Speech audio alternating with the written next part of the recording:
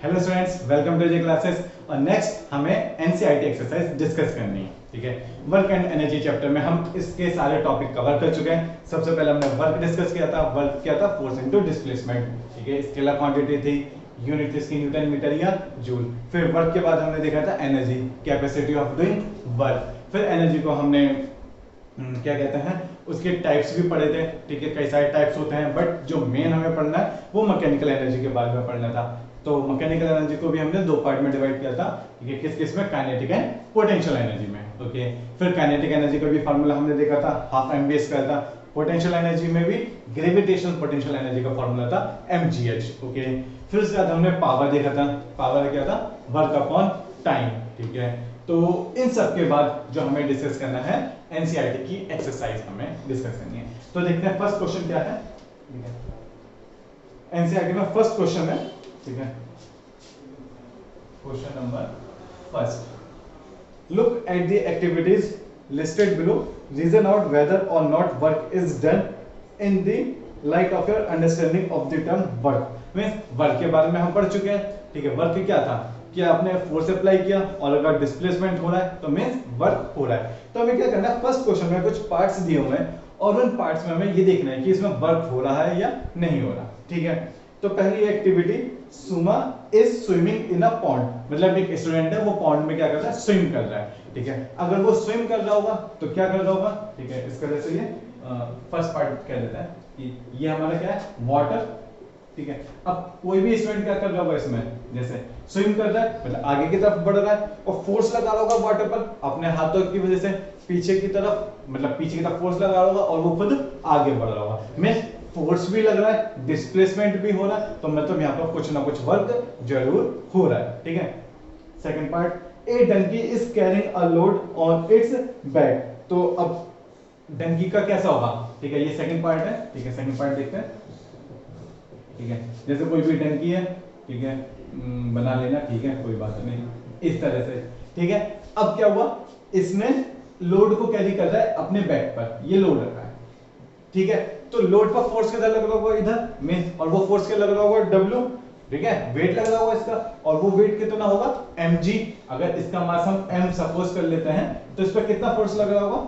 mg, और उस mg को हम क्या कहते हैं? इसका वेट कहते हैं। ठीक है, अब डंकी या तो इस डायरेक्शन में चल रहा होगा, ठीक है, या बैकवर्ड चल रहा होगा, कोई बात नहीं, बट ये देखो डिस्प्लेसमेंट हो रहा है इधर, फोर्स लग रहा है इधर, इन दोनों के बीच में कितने डिग्री एंगल हो गया? 90 डिग्री हो गया। मींस हमने देखा था कि जब भी वर्क के फॉर्मूले में फोर्स और डिस्प्लेसमेंट के बीच में 90 डिग्री एंगल बन रहा था तो कोई भी वर्क नहीं हो रहा था। ठीक है, जब भी एंगल 90 डिग्री बनता है किस किस के बीच में?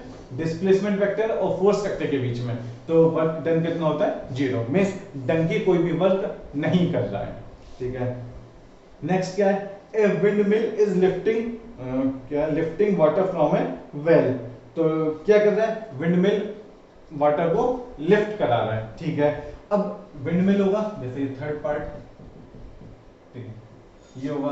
ठीक है, ये इस तरह से होता है। अब क्या होता है, जो इसका बैक होता है ना, बैक से जो इसकी बैक साइड होगी उसमें से, मतलब इस तरह से मैं व्यू बना रहा हूं तो वहां से क्या होता है? ये वाटर लिफ्ट कर रहा होता है नीचे से। ठीक है, अब क्या होगा? फोर्स भी लग रहा है। फोर्स कौन सा लग रहा है? ये जो ऊपर की तरफ जब ये वाटर को लिफ्ट करेगा तो जो वाटर लिफ्ट कर रहा होगा उसका फोर्स किधर लग रहा होगा? ग्रेविटी वाला फोर्स लग रहा होगा। डिस्प्लेसमेंट भी हो रहा है। ठीक है, डिस्प्लेसमेंट भी हो रहा है, मींस फोर्स भी लग रहा है, डिस्प्लेसमेंट भी हो रहा है, तो कुछ ना कुछ वर्क हो रहा होगा। ठीक है, मींस इस वाले केस में भी वर्क हो रहा है। ठीक है ना, ये है। नेक्स्ट, एक green plant is carrying out photosynthesis. अब फोटोसिंथेसिस हो रहा है तो उसमें क्या वर्क हो रहा होगा? कुछ भी वर्क नहीं हो रहा। क्यों? ना तो कोई फोर्स की बात होगी उसमें और ना ही कुछ डिस्प्लेसमेंट की बात होगी। डिस्प्लेसमेंट तो कुछ होना ही नहीं है उसमें। ठीक है, next, an engine is pulling a train. एक इंजन है, वो ट्रेन को क्या कर रहा है? पुल कर रहा है, मतलब खींच रहा है। तो फोर्स लगा रहा होगा, और अगर पुल कर रहा है तो मतलब खींच भी रहा है, तो डिस्प्लेसमेंट भी हो रहा है। तो इस केस में कुछ ना कुछ वर्क हो रहा होगा। Next, food grains are getting dried in the sun. जो हमारे फूड ग्रेन्स हैं वो ड्राई हो रहा है सन में, सन की एनर्जी से। तो क्या होगा उस केस में भी? 0 वर्क, क्योंकि कोई डिस्प्लेसमेंट नहीं होगा। ठीक है, ना ही कोई फोर्स लग रहा है। Next, a sail boat is moving due to wind energy. ठीक है, जो एक सेल बोट है वो विंड एनर्जी की वजह से मूव कर रही है, तो विंड उस पर एक फोर्स लगा रही होगी और डिस्प्लेसमेंट भी हो रहा है, तो इस केस में कुछ ना कुछ वर्क जरूर होगा। ठीक है, तो ये फर्स्ट क्वेश्चन था। फर्स्ट क्वेश्चन में हमें कुछ केसेस दिए थे और उन केसेस की स्टडी करके हमें ये बताना था कि वर्क हो रहा है या नहीं हो रहा। ठीक है, तो सिंपली हमने ये देखा जहां पर फोर्स और डिस्प्लेसमेंट था, मींस वहां पर कुछ ना कुछ वर्क हो रहा है। ठीक है, सेकंड क्वेश्चन है an object is thrown at a certain angle to the ground. ठीक है, हमने क्या किया, मतलब यहाँ पर सेकंड क्वेश्चन है, यहाँ पर हम ग्राउंड पर खड़े थे, ठीक है ऐसे, और हमने क्या किया, एक स्टोन लिया और उसे एक एंगल पर थ्रो किया। ठीक है, किसी एंगल पर थ्रो किया, मींस इस तरह से थ्रो किया इन अ कर्व्ड पाथ पे से थ्रो किया, ऐसे करते करते करते ये यहाँ कहीं गिर गया। ठीक है, and falls back to the ground, दोबारा से ग्राउंड पे गिर गया ये। ठीक है, the initial and final points of the path of the object lie on the same horizontal line, means ये स्टोन अगर यहाँ पर था तो ये वापस सेम हॉरिजॉन्टल लाइन पर आ गया, ये सेम लाइन पर आ गया। Okay, what is the work done by the force of the gravity on the object, means जो ग्रेविटी वाला वर्क था वो कितना हो रहा है, फोर्स ऑफ ग्रेविटी कितना लग रहा होगा इस पर, mg। ठीक है, और ये भी कितना होगा, mg। ओके, ठीक है, अब हमने देखा तो वर्क डन बाय ग्रेविटी कितना था, वर्क डन बाय ग्रेविटी कितना था, वो mgh, और h क्या था, वर्टिकल डायरेक्शन में डिस्प्लेसमेंट। ठीक है, तो मुझे ये बताओ इस केस में वर्टिकल डायरेक्शन में डिस्प्लेसमेंट कितना हुआ, h कितना हुआ, ये तो हुआ 0। क्यों, क्योंकि देखो ना जिस हाइट पर पहले ऑब्जेक्ट था उसी हाइट पर दोबारा आ गया, तो डिस्प्लेसमेंट कितना हुआ, 0। तो means work done by gravity इस पे कितना हुआ, 0।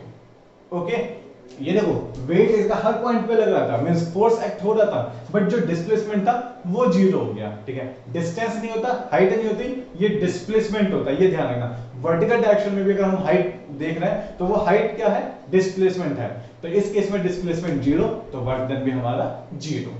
ओके, नेक्स्ट है a battery lights a bulb, describe the energy changes involved in the process. मतलब एक बैटरी है, ठीक है, थर्ड क्वेश्चन क्या है, एक बैटरी है, वो बैटरी क्या कर रही है, एक बल्ब को लाइट कर रही है, मतलब जला दी एक बल्ब को, तो हमें क्या करना है, हमें उसमें एनर्जी कौन कौन से चेंजेस हो रहे हैं वो बताना है। तो सबसे पहले जैसे ये बैटरी थी, ठीक है, ये सेल होता है ना हमारा, इस तरीके से हम इसके दो टर्मिनल होते हैं, ये पॉजिटिव और ये नेगेटिव, इनसे हम क्या करते हैं, एक वायर लिया और वायर से हमने एक बल्ब को जला दिया।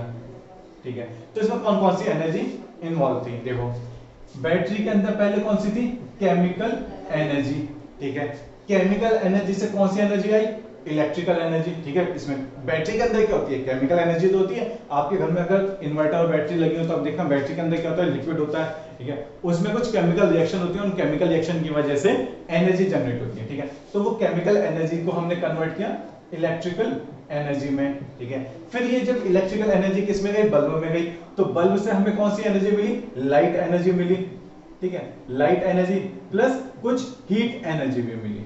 ठीक है, तो इस तरह से ये तीन प्रोसेस में मतलब कन्वर्ट होगा, पहले केमिकल एनर्जी से इलेक्ट्रिकल एनर्जी, फिर इलेक्ट्रिकल एनर्जी से लाइट एंड हीट एनर्जी हमें मिलेगी, क्योंकि फिर जैसे बल्ब ग्लो होगा तो कुछ लाइट प्रोड्यूस करेगा, लाइट एमिट करेगा और कुछ हीट भी जनरेट होगी। ओके, तो ये था हमारा थर्ड क्वेश्चन।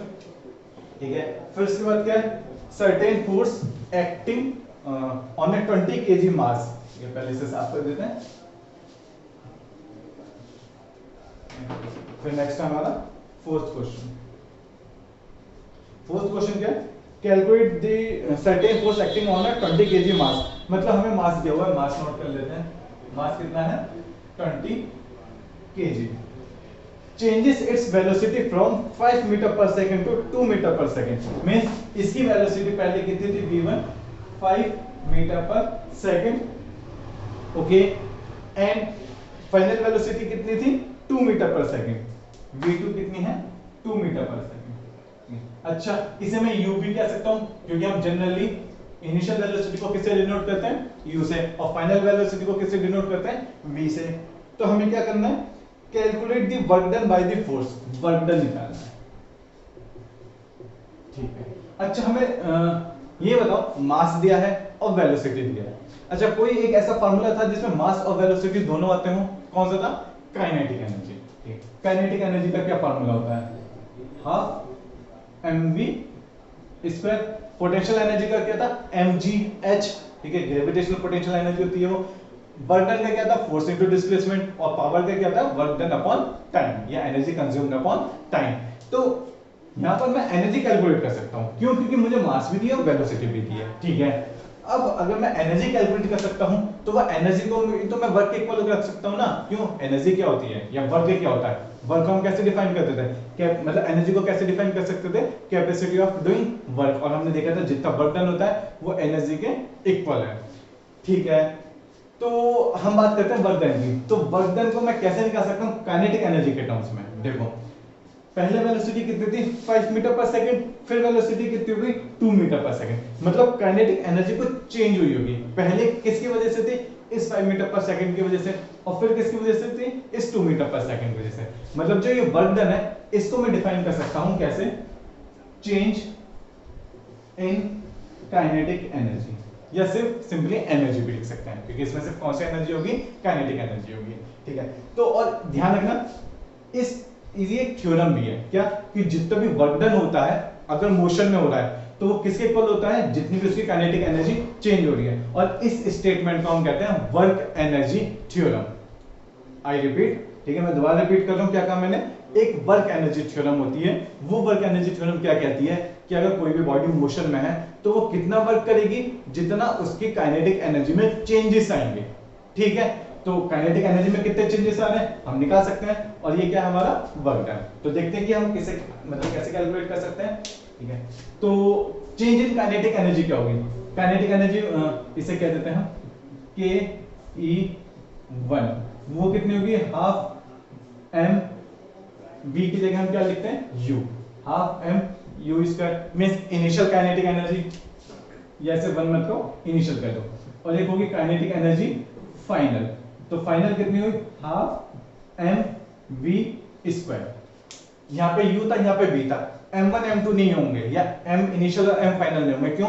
क्योंकि सेम मास है। सेम मास पहले 20 kg का 5 मीटर की स्पीड से चल रहा था, 5 मीटर पर सेकंड की स्पीड से या वेलोसिटी से, और उसके बाद उसकी वेलोसिटी हो गई 2 मीटर पर सेकंड। तो कितनी काइनेटिक एनर्जी चेंज हुई होगी? काइनेटिक एनर्जी का दोनों का हम क्या निकाल लें? डिफरेंस निकाल लें। ठीक है, तो चेंज इन काइनेटिक एनर्जी कितनी हुई? Half mu square minus half mv square. Half m मैं कॉमन ले सकता हूं तो कितना बचेगा? u square minus v square. Okay, तो ये कितना हो गया? हाफ m कितना है? 20।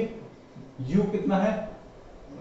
5 स्क्वायर माइनस v कितना है? 2 स्क्वायर। इसे आप कैलकुलेट कर लोगे, इतने जूल काइनेटिक एनर्जी में चेंज आया होगा और इतना ही उस फोर्स में वर्क किया होगा। ठीक है, थोड़ा सा प्रैक्टिकली समझना कि वर्क कब हुआ होगा?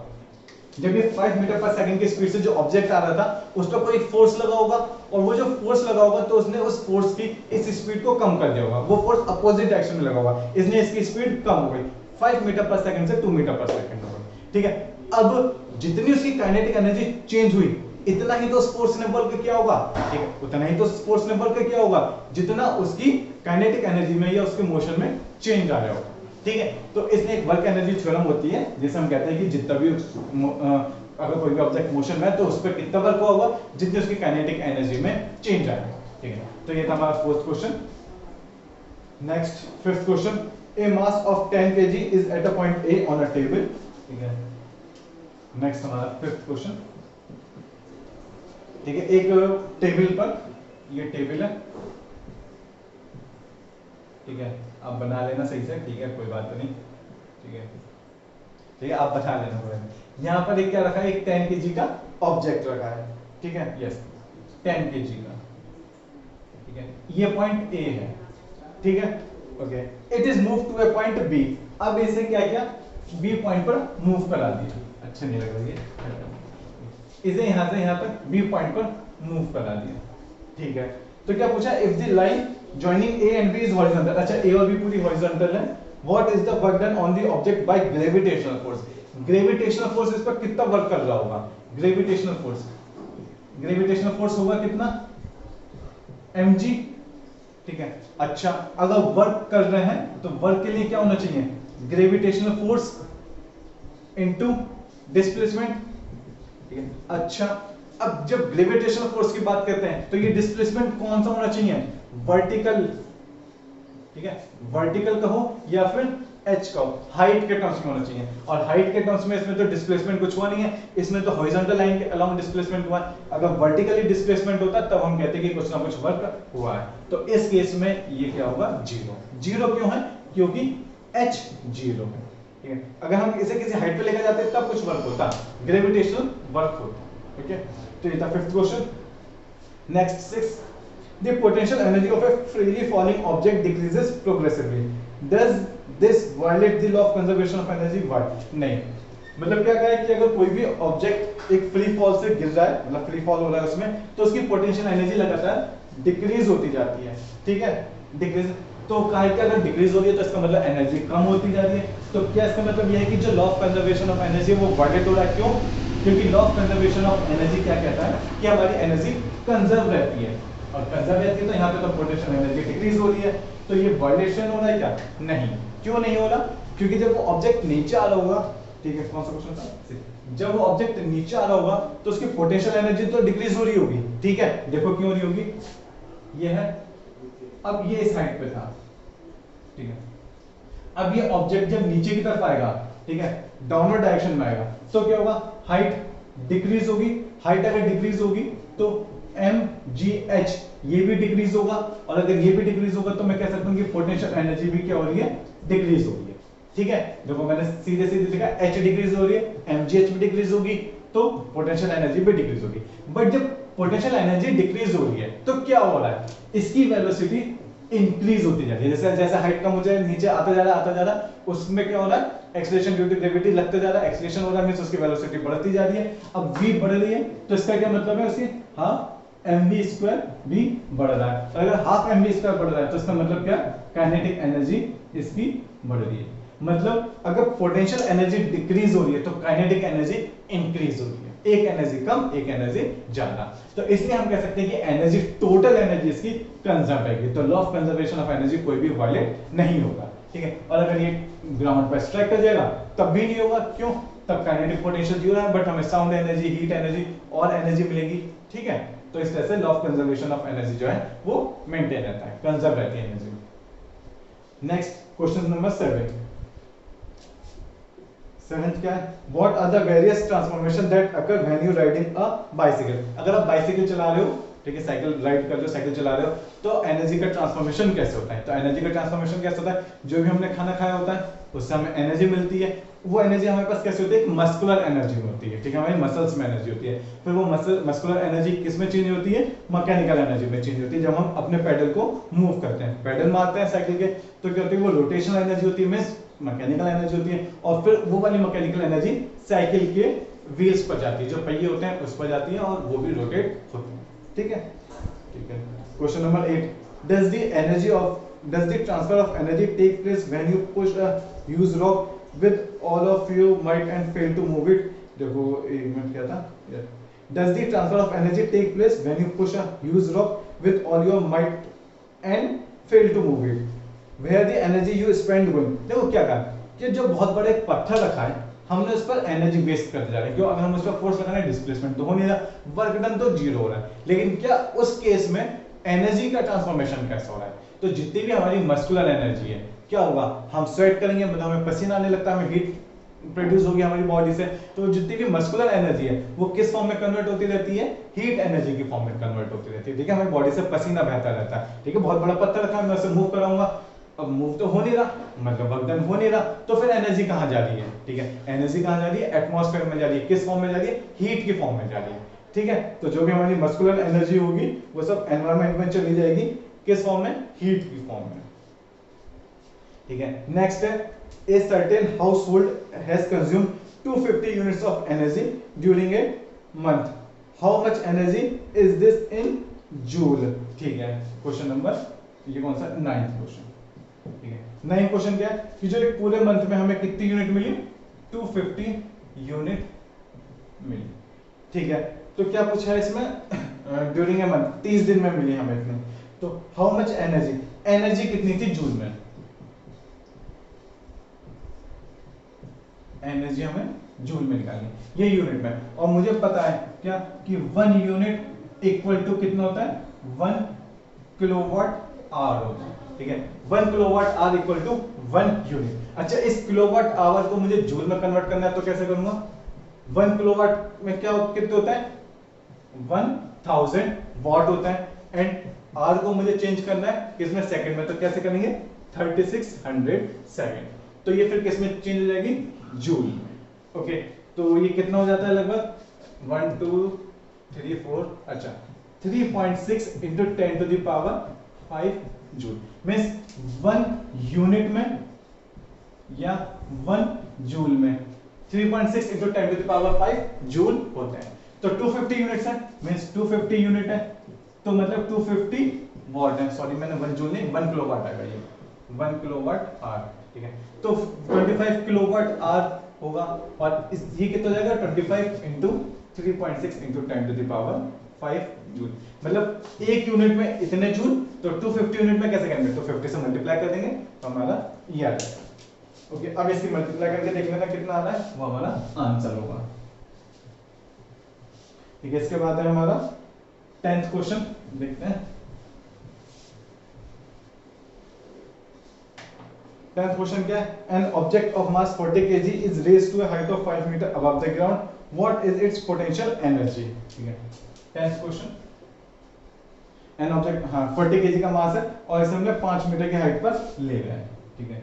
ये हाइट कितनी है, 5 मीटर, और यहाँ पर एक ऑब्जेक्ट रखा है जिसका मास है 40 kg। Okay, what is its potential energy, potential energy कितनी होगी यहाँ पर, इजीली निकाल लोगे आप, mgh कितनी होगी, मतलब 40 into gravity means 9.8 into h, h means height, ये आप कैलकुलेट कर लोगे तो पोटेंशियल एनर्जी इस हाइट पे निकल आएगी।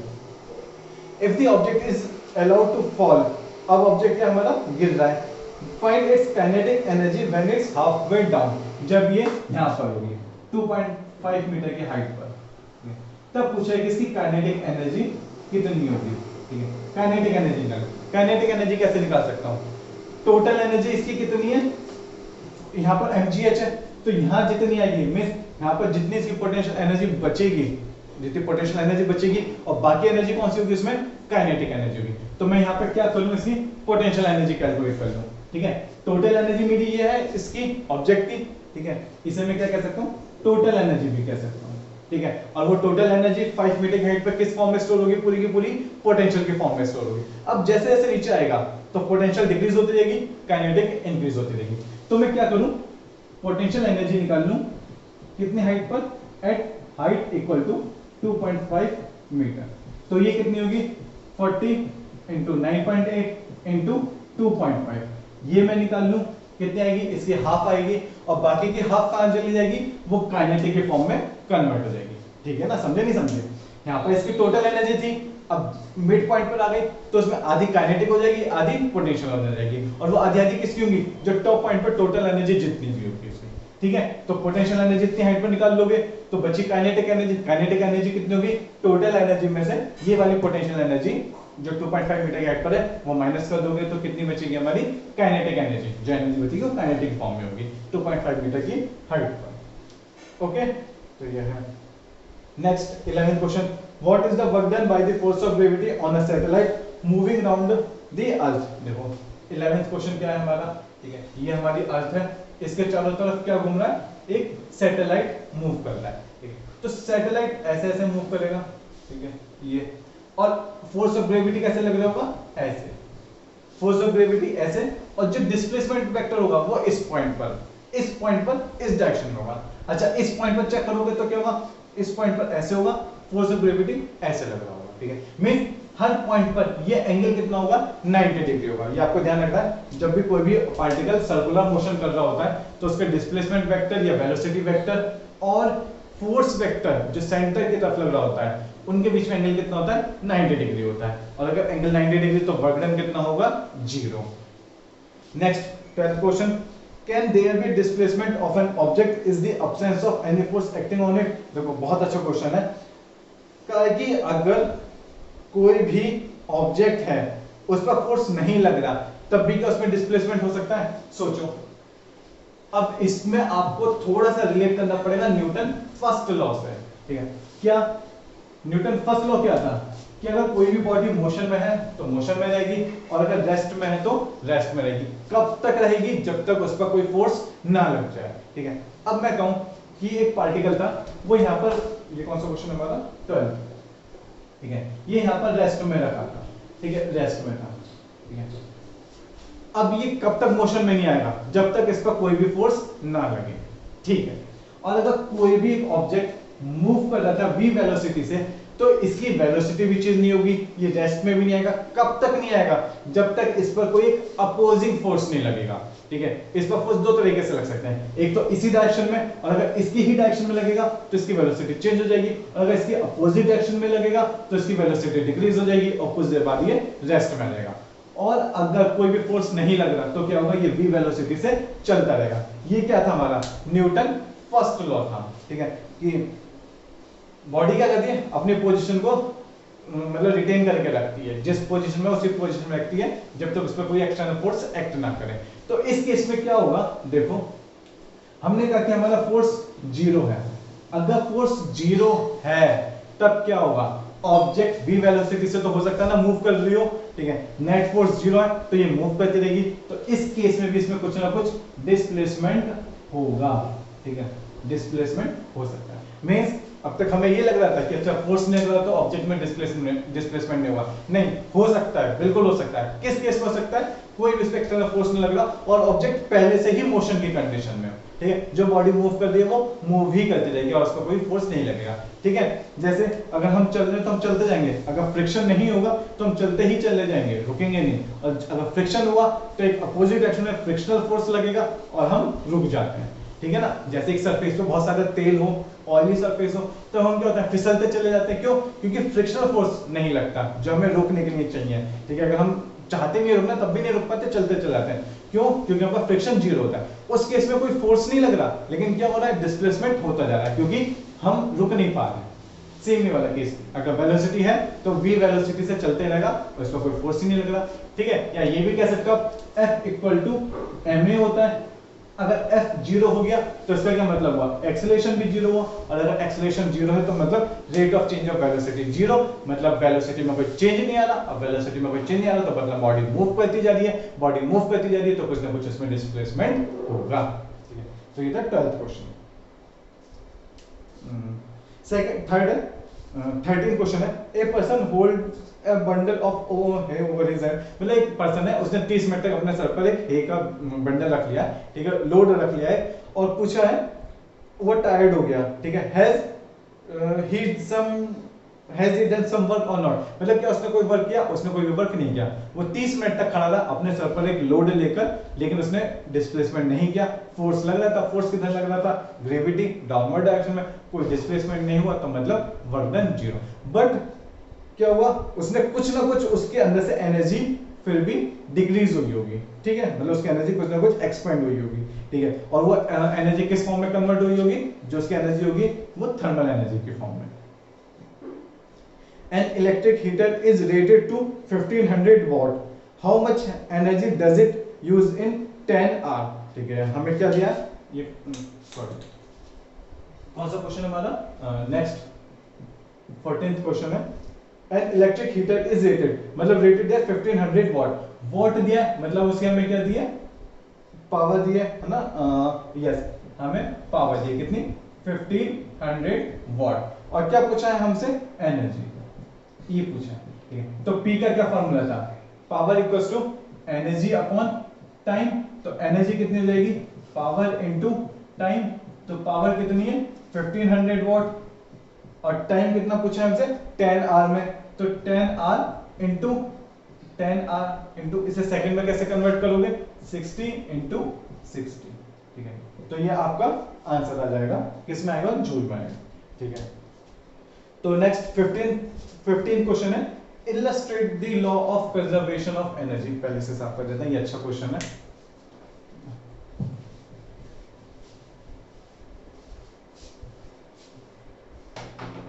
Yes, illustrate the law of conservation of energy by discussing the energy changes which occur when we drag pendulum bob to one side and allow it to oscillate why does the bob eventually come to rest, what happens its energy eventually.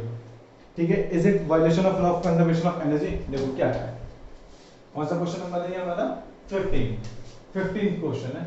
इसमें क्या है कि आप क्या करो, एक pendulum लो। Pendulum क्या है कि जैसे एक स्ट्रिंग है ये, और आपने इस स्ट्रिंग से एक नीचे स्टोन बांध दिया है, ठीक है, एक बॉब, एक पत्थर या कुछ भी बांध दिया है, तो मतलब it will act like a pendulum. और आपने इस पेंडुलम को इस एंड पर खींचा, ठीक है, ये था। अगर आप इसको इस पोजीशन में लाकर छोड़ोगे तो क्या होगा, ये ऐसे ऐसे ऑक्सीलेशन करता रहेगा, टू एंड फ्रो मोशन करता रहेगा लगातार। अब ऐसे ऐसे करेगा तो एक बार इधर होगा और एक बार ये इधर की तरफ जाएगा, ठीक है, मतलब इनिशियल पोजीशन ये है इसकी, ठीक है, समझ गए ना। कि जैसे ये मतलब मैंने स्ट्रिंग से कुछ भी बॉब या कुछ भी एक पत्थर या स्टोन कुछ भी बांध दिया और उसको मैंने इस तरह से खींचा, और जब मैं छोड़ूंगा तो ये ऐसे ऐसे मूव करता रहेगा, ठीक है। तो इसमें पूछा है कि इसकी हमें थोड़ा सा एनालिसिस करना है, थोड़ी सी स्टडी करनी है कि कैसे इसकी एनर्जी, किस पॉइंट पर कौन सी एनर्जी है, कैसे इसकी डिक्रीज होती जा रही है, क्या एनर्जी कंजर्वेशन का इसमें वायलेट हो रहा है, क्योंकि क्या होगा एक टाइम के बाद जाकर ये रुक जाएगा, मतलब इसकी एनर्जी खत्म हो गई। और अगर एनर्जी खत्म हो गई तो क्या हुआ, क्या इसमें एनर्जी का वायलेशन हुआ। तो देखते हैं, ये इनिशियल पोजीशन थी। अब देखो जब ये इनिशियल पोजीशन थी और मैंने इसे रोक के रखा है, तो ये कुछ हाइट होगी इसमें, और अगर हाइट की वजह से इसमें कौन सी एनर्जी आ जाएगी, पोटेंशियल एनर्जी आ जाएगी, ठीक है। वो कितनी होगी, mgh। mg किधर लग रहा होगा, नीचे की तरफ लग रहा होगा, यहाँ भी ऐसे mg लग रहा होगा, ठीक है, और इधर भी ऐसे mg लग रहा होगा, ठीक है। ये अब इस हाइट पर है तो मतलब इसमें कुछ पोटेंशियल एनर्जी, कौन सी पोटेंशियल एनर्जी, मतलब एनर्जी किस फॉर्म में स्टोर है, पोटेंशियल की फॉर्म में, दैट इज mgh। अब मैंने इसे यहाँ पर फोल्ड कर रखा है, ठीक है। तो इस केस में, इस इनिशियल वाले केस में v0, तो मतलब काइनेटिक एनर्जी भी 0, ठीक, ये हो गया। अब इसके बाद जैसे ही मैं इसे छोड़ूंगा और ये इधर की तरफ आएगी तो इसमें क्या होगा, वेलोसिटी इसकी इंक्रीज होती जाएगी, ठीक है ना। जैसे मैं इसे छोड़ूंगा ऐसे जाएगा, इसकी वेलोसिटी इंक्रीज होती जाएगी, और अगर इंक्रीज होती जाएगी तो मतलब इसमें काइनेटिक एनर्जी आ जाएगी और वो काइनेटिक एनर्जी इंक्रीज कर देगी, ठीक है। अब ये यहां से यहां पर आ गया, इस केस में, इस वाले केस में H कितना हो गया, 0, मतलब पोटेंशियल एनर्जी 0। तो सारी की सारी एनर्जी किस में कन्वर्ट हो गई, काइनेटिक एनर्जी में, काइनेटिक एनर्जी में कन्वर्ट हो गई। जितनी भी एनर्जी होगी किस फॉर्म में होगी, काइनेटिक एनर्जी की फॉर्म में होगी। फिर अब इस पॉइंट से ये इस पॉइंट की तरफ जाने लगा, अब ये ऊपर की तरफ जा रहा है तो इसमें क्या होगी, वेलोसिटी डिक्रीज होगी और हाइट इंक्रीज होगी। देखो ना, हाइट यहां से 0 से बढ़ती जा रही है, हाइट बढ़ती जा रही है, v कम होती जा रही है। तो इसका अगर v कम हो रहा है तो इसका मतलब काइनेटिक एनर्जी डिक्रीज हो रही है, और अगर h बढ़ रहा है तो मतलब पोटेंशियल एनर्जी बढ़ती जा रही है। और इस पॉइंट पर जाकर, ठीक है, जैसे इधर जाएगा और फिर वापस इधर आने वाला होगा तो कुछ इंस्टेंट के लिए, कुछ माइक्रो सेकंड के लिए ये इस पोजीशन में रुकेगा, फिर आना शुरू करेगा। तो जिस टाइम पर ये यहाँ पर पहुंचेगा टॉप पॉइंट पर और कुछ सेकंड के लिए ये रुका हुआ होगा, तो उस वक्त इसमें काइनेटिक एनर्जी सब क्या हो जाएगी, 0, क्योंकि 0, और पूरी की पूरी एनर्जी किस फॉर्म में होगी, पोटेंशियल की फॉर्म में होगी, पोटेंशियल एनर्जी मींस यहां से, देखो दोबारा से, यहां से यहां तक जब जाएगा तो काइनेटिक एनर्जी होगी और पोटेंशियल एनर्जी भी चेंज होती जाएगी। बट इन दोनों टॉप पॉइंट पर काइनेटिक एनर्जी क्या होगी, 0, और पोटेंशियल एनर्जी क्या होगी, मैक्सिमम, ठीक है, क्योंकि पूरी की पूरी एनर्जी किस फॉर्म में होगी, पोटेंशियल की फॉर्म में होगी। Kinetic energy 0 due to velocity is 0, और बिल्कुल मिड पॉइंट पर क्या होगी, पोटेंशियल एनर्जी 0, और पूरी की पूरी किस फॉर्म में होगी, काइनेटिक एनर्जी की फॉर्म में होगी। तो मैं ये कह सकता हूं कि एंड पॉइंट पर जब ये पेंडुलम अपने डायरेक्शन चेंज कर रहे होंगे, ध्यान रखना, डायरेक्शन चेंज करने वाले होंगे, उस पॉइंट पर इनकी एनर्जी पोटेंशियल एनर्जी होगी और पोटेंशियल एनर्जी ही मैक्सिमम होगी। बट बिल्कुल मिड पॉइंट पर पोटेंशियल एनर्जी 0 हो जाएगी और काइनेटिक एनर्जी अपनी मैक्सिमम होगी, ठीक है। तो ये था इसमें एनर्जी कंजर्व हो रही है, मतलब एनर्जी कंजर्व हो रही है, मतलब टोटल एनर्जी एक राउंड के लिए कंजर्व है। फिर क्या होगा कि जैसे जैसे ये मूव करता रहेगा, धीरे धीरे रेस्ट में आता रहेगा। क्यों आता रहेगा, क्योंकि इसके आसपास जो एयर होगी वो इसे एयर के अगेंस्ट वर्क करना पड़ेगा, ठीक है। जैसे इस पोजीशन में है, अब इससे आगे जाएगा तो एयर जो कि एयर के अपोजिट इसे मूव करना पड़ेगा, हाइट के अपोजिट इसे वर्क करना पड़ रहा है, तो क्या होगी, इसकी एनर्जी धीरे धीरे कन्वर्ट होती रहेगी इसकी अदर फॉर्म ऑफ एनर्जी में। थोड़ा ये हीट अप भी हो सकता है, थोड़ी सी एनर्जी से सराउंडिंग में डिसिपेट हो जाएगी, ठीक है। तो ऐसा नहीं है कि इसमें law of conservation of energy जो है वायलेट हो रहा है, इसकी जो एनर्जी है वो कन्वर्ट होती जाती है, ठीक है। बट हम कह सकते हैं कि अगर इसके आसपास कोई भी एयर ना हो तो ये क्या करता रहेगा, पेंडुलम ऐसी ऑक्सीलेशन करता रहेगा और इसकी एनर्जी क्या होगी, काइनेटिक से पोटेंशियल, पोटेंशियल से काइनेटिक में कन्वर्ट होती रहेगी, ठीक है। तो ये था। नेक्स्ट है 16 question. N object of mass m moving with a constant velocity, एक मिनट, ये 16 क्वेश्चन है, ठीक है। एक ऑब्जेक्ट है मास m का, ये v वेलोसिटी से मूव कर रहा है। How much work should be done on the object in order to bring the rest, मतलब कुछ टाइम के बाद ये जाकर क्या हो गया, जीरो, ठीक है, v जीरो हो गई, तो कितना वर्क करना पड़ेगा। सेम वर्क एनर्जी थ्योरम अगर हम लगाएं तो वर्क डन कितना होगा, चेंज इन एनर्जी या चेंज इन काइनेटिक एनर्जी। तो स्टार्टिंग में एनर्जी कितनी थी, हाफ mv स्क्वायर, और बाद में कितनी थी, जीरो, तो इसे वर्क डन कितना करना पड़ेगा, half mv square. Okay, next क्या है, calculate the work required to drop a work required to done to stop a car of 1500 kg moving at a velocity of 16 kilometre per hour. तो देखो कितना work आपको करना पड़ेगा, जितनी इसकी काइनेटिक एनर्जी होगी, ठीक है। अब आपकी कार है जो 1500 किलो की है और कितने से मूव कर रही है, 60 किलोमीटर पर आवर से मूव कर रही है, तो पहले 60 किलोमीटर पर आवर को आप क्या करोगे, मीटर पर सेकंड में चेंज करोगे और वहां से फिर हाफ एमवी स्क्वायर कैलकुलेट करोगे, ठीक है। तो जितनी एनर्जी उसमें होगी मोशन करते हुए, मतलब वेलोसिटी जब वो 60 किलोमीटर पर आवर की स्पीड से चल रही है, तो जितनी एनर्जी होगी उतना ही वर्क आपको उसके अपोजिट डायरेक्शन में लगाना पड़ेगा, वर्क करना पड़ेगा, तभी तो जाकर रुकेगी। अभी जितने 10 जूल से आ रही है, इसकी एनर्जी 10 जूल है, इधर से भी आपको 10 जूल लगानी पड़ेगी, और वो कितनी लगानी पड़ेगी, अगर इसकी हाफ एमवी स्क्वायर है तो आपको भी हाफ एमवी स्क्वायर इतना वर्क करना पड़ेगा, तब जाकर ये कार रुक पाएगी, स्टॉप हो पाएगी, ठीक है। तो सेम आपको कुछ नहीं करना, बस काइनेटिक एनर्जी कैलकुलेट करनी है 17th क्वेश्चन में, ठीक है। इसके बाद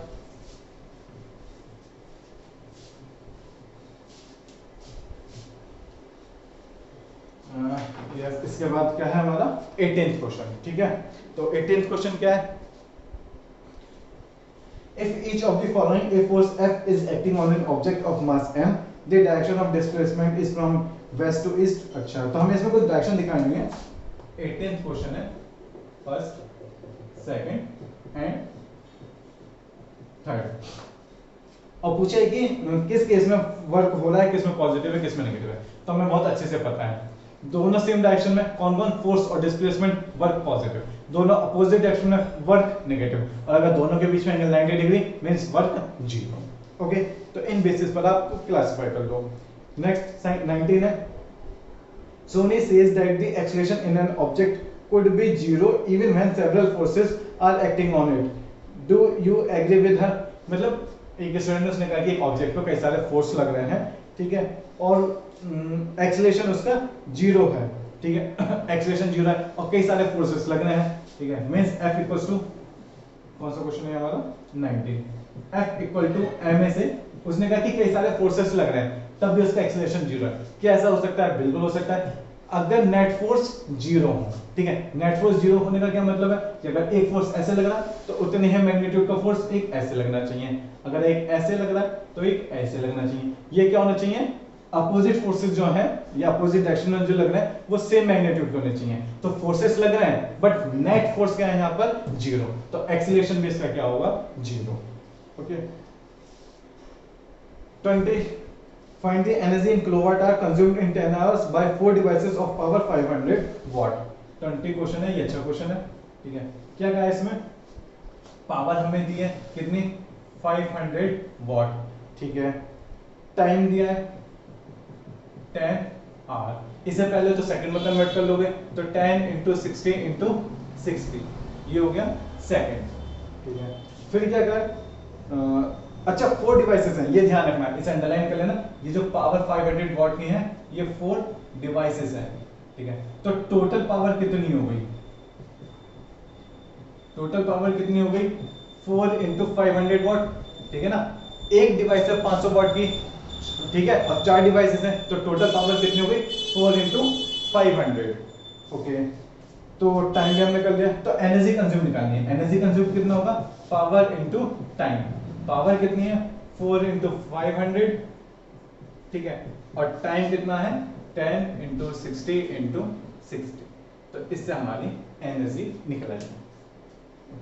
अच्छा सॉरी, ये जो एनर्जी हमारी आएगी वो किस में आएगी, जूल में आएगी, ठीक है। और अगर किलोवाट आवर में चेंज करना है तो कैसे करोगे, ठीक है। किलोवाट आवर में अगर चेंज करना है तो देखो ये तो आ गया जूल में, अगर किलोवाट आवर में आपको निकालना था ना, मैंने ध्यान नहीं दिया, तो किलोवाट आवर में निकालने के लिए आप क्या करोगे, E P into T, T किस में रखो, आवर में रखो, और जो वाट है उसको किलोवाट में चेंज करने के लिए क्या करोगे, 1000 से डिवाइड कर दोगे, ठीक है। तो ये ध्यान रखना, ये तो जूल में आएगी, मैंने ध्यान नहीं दिया था। और अगर आपको किलोवाट आवर में निकालना है तो ये कितना था 4 इंटू 500 इंटू टाइम कितना था 10 आवर, तो ये जो आएगा ये किस में आएगा, वॉट आवर में आएगा, ठीक है, किस में आएगा, ये वॉट आवर में आएगा। और किलोवाट में चेंज करना है तो 1000 से डिवाइड कर दो, तो ये डिवाइड हो गया सिंपल सिंपल 20 किलोवाट आ गया। 20 किलोवाट आवर कहो या 20 यूनिट्स कहो, ठीक है। If really falling object eventually stops on reaching the ground, what happens to its kinetic energy? पूछा है कि जब कोई भी ऑब्जेक्ट है वो ग्राउंड पर आकर टकराया, ठीक है, और रेस्ट में आ गया, तो उसकी काइनेटिक एनर्जी का क्या, वो काइनेटिक एनर्जी हमें पता है क्या होती है, लाइट एनर्जी, साउंड एनर्जी इसमें, और हीट एनर्जी में चेंज हो जाती है। सॉरी, लाइट एनर्जी तो नहीं, हीट एनर्जी हम कह सकते हैं, ठीक है, कि जैसे कोई भी ऑब्जेक्ट आ रहा है ग्राउंड पे टकराएगा, तो ग्राउंड पे जैसे टकराएगा तो कुछ हीट एनर्जी भी जनरेट होगी और कुछ साउंड एनर्जी भी जनरेट होगी, और वो फिर एटमॉस्फेयर में चली जाती है, ठीक है। तो ये तो थी हमारी वर्क एंड एनर्जी की एनसीईआरटी एक्सरसाइज, ठीक है। इसके बाद हम नेक्स्ट चैप्टर डिस्कस करेंगे, लेकिन उससे पहले जरूरी है कि आप ये चैप्टर बहुत अच्छे से, जो भी आपके पास बुक है उस बुक से थोड़ी एक बार रीड कर लो और उसके क्वेश्चन सारे एक बार खुद ट्राई करके। Okay, thank you.